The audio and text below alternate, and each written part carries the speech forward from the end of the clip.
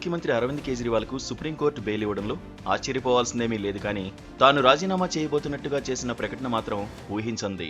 6 నెలలుగా ఆ ఊసెత్తకుండా తీహార్ జైలు నుంచి బయటకు వచ్చిన తర్వాత ఈ నిర్ణయాన్ని ప్రకటించడం చాలా మందికి ఆశ్చర్యం కలిగించింది. ఎన్నికల నిమిత్తం స్వల్పకాలం బెయిల్ దక్కినా సుదీర్ఘకాలం ఆయన జైల్లోనే ఉన్నాడు.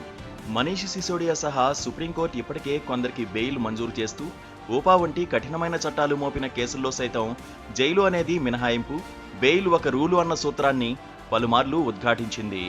ఎన్ఫోర్స్మెంట్ డైరెక్టరేట్ పెట్టిన కేసులో కేజ్రీవాల్కు బెయిల్ వచ్చిన వెంటనే దాదాపు 2 ఏళ్లుగా నిమ్మకు నీరెత్తినట్లు ఉన్న సిబిఐ అప్పుడు హడావుడిగా రంగంలోకి దిగిన వైనాన్ని సుప్రీంకోర్టు ఈ తీర్పు సందర్భంగా గుర్తు చేసింది. కేజ్రీవాల్ను జైల్లోనే ఉంచాలన్న ఉద్దేశం తప్ప ఇంకేమీ కనిపించడం లేదని వ్యాఖ్యానించింది.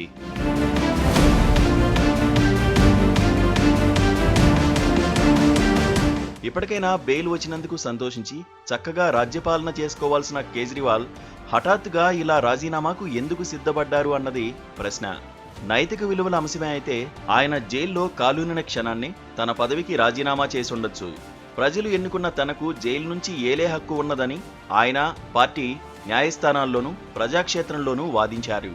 రాజీనామా చేయకుండా జైల్లో ఉన్న ఆయనకు ఎన్నికల ప్రచారం చేసుకునే అవకాశం కూడా న్యాయస్థానాల ద్వారా దక్కింది.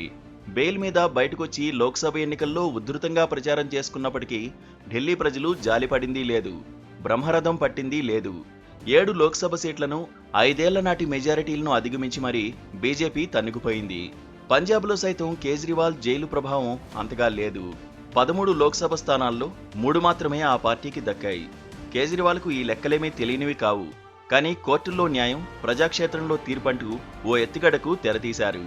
తాను తెచ్చిన మద్యం విధానం సరైనదని, ఢిల్లీకి ఆర్థికంగా ఎంతో లబ్ధి చేకూర్చిందని, తన మెడకు చుట్టిన కేసులన్నీ రాజకీయ ప్రేరేపితమైనవని వాదిస్తున్నప్పుడు వాటి సంగతి న్యాయస్థానాల్లో తేల్చుకోవాలి. పరిశుద్ధుడై ప్రజల ముందుకు రావాలి.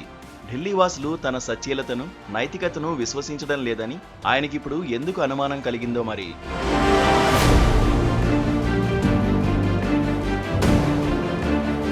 ఢిల్లీలో ఎన్నికలు ఎలాగూ మరో 5 నెలల్లో జరగాల్సి ఉన్న తరుణంలో కేజ్రీవాల్ ఎత్తుగడ ఆయనకు ఏ మేరకు లాభిస్తుందో చూడాలి. సుప్రీంకోర్టు విధించిన కఠినమైన బెయిల్ నిబంధనలు కూడా ఆయనకు అడుగడుగునా అడ్డుపడుతున్న తరుణంలో ఎన్నికలు ముందుకు జరగాలని ఆయన కోరుతున్నారు. ఆయన కోరిక మేరకు ఇంత స్వల్ప వ్యవధిలో మరో 2 రాష్ట్రాలతో కలిపి ఢిల్లీలో ఎన్నికలు జరగడం అసాధ్యం. కానీ ఫిబ్రవరి వరకు తన స్థానంలో మరొకరిని కూర్చోబెట్టి పరోక్షంగా తానే రాజ్యాన్ని ఏలుతూ బీజేపీ కక్ష రాజకీయాలకు తాను బలైపోయానని, ప్రజలు గట్టిగా తన పక్షాన నిలిస్తే కానీ తాను మళ్లీ గద్దెనెక్కనని ఆయన చెప్పుకోబోతున్నారు. తనను, పార్టీలోని కీలకమైన నాయకులందరినీ అవినీతి ఆరోపణలు చుట్టుముట్టిన నేపథ్యంలో ఈ రాజీనామా ద్వారా ప్రజలు తనను అగ్నిప్రవేశం చేసినట్టుగా భావిస్తారు అన్నది ఆయన ఆలోచన కావచ్చు. ఈ 3 నెలలు ముఖ్యమంత్రి కుర్చీలోనే కూర్చుని అసెంబ్లీ ఎన్నికల ప్రచారంలో పాల్గొనే కంటే వేరొకరిని ఆ సీట్లో తాత్కాలికంగా కూర్చోబెట్టి తాను ఒక కొత్త ముఖంతో మళ్లీ సరికొత్త సీఎం అభ్యర్థిగా ప్రజల ముందుకు వెళ్లడం వల్ల అధిక రాజకీయ ప్రయోజనం ఉంటుందని ఆయన నమ్మకం.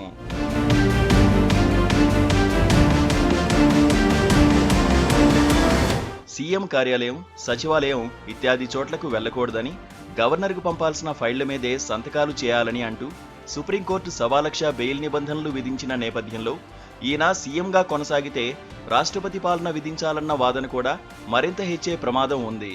ఇప్పుడు తాను తప్పుకుని కొత్త వ్యక్తిని అక్కడ కూర్చోబెట్టి ఎన్నికలు ముందుగా నిర్వహించాలన్న డిమాండ్ తెచ్చి కేజ్రీవాల్ రాజకీయ చదరంగంలో అతివేగంగా ఎన్నో ఎత్తులు వేశారు.